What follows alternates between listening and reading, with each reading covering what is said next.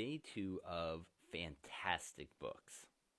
Demons by Dostoevsky, also translated as The Possessed, The Devils, or The Dispossessed.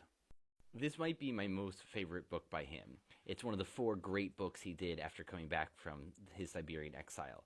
And The Idiot is about a Christ-like figure. Crime and Punishment is about a bad or evil figure. The Brothers Karamazov is about a rotten yet fascinating family. But The Possessed is about an entire city going crazy. The book is set in the 1860s, and it's a time very reminiscent of now. Politically, people are at each other's throats in the world of ideas. The U.S. is tearing itself apart in a civil war, and he sees the danger of nihilism from the West creeping into Russian society and starting to destroy it. The narrator is actually a fairly minor character, but he is the confidant of this count who's trying to start a revolution.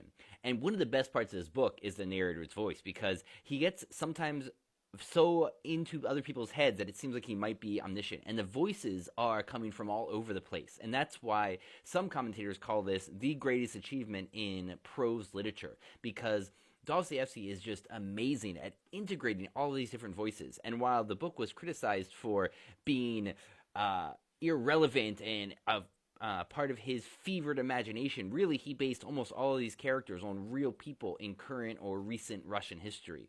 And what he was really trying to warn about was all of these creeping isms, according to Richard Pivar and Lursa Volonsky, my preferred translators. They said he was trying to warn about idealism, rationalism, empiricism, materialism, utilitarianism, positivism, socialism, anarchism, nihilism, and underline them all, atheism.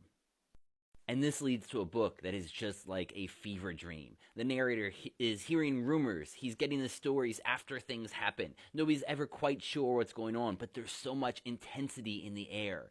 And apparently in the original Russian, it's just amazing the different voices that he uses. If I had clones that could learn any other language besides French, so I could talk to my neighbors here, it would be Russian, because all of my favorite books are in Russian. I have Dostoevsky's name tattooed here on my leg.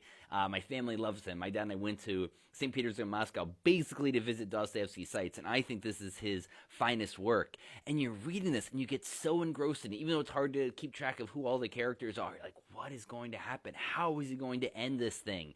And it is just this pinnacle of a condemnation of all of this, these Western ideas that are so slippery that it's going to lead to the destruction of society. And it is just a magnificent achievement of human thought.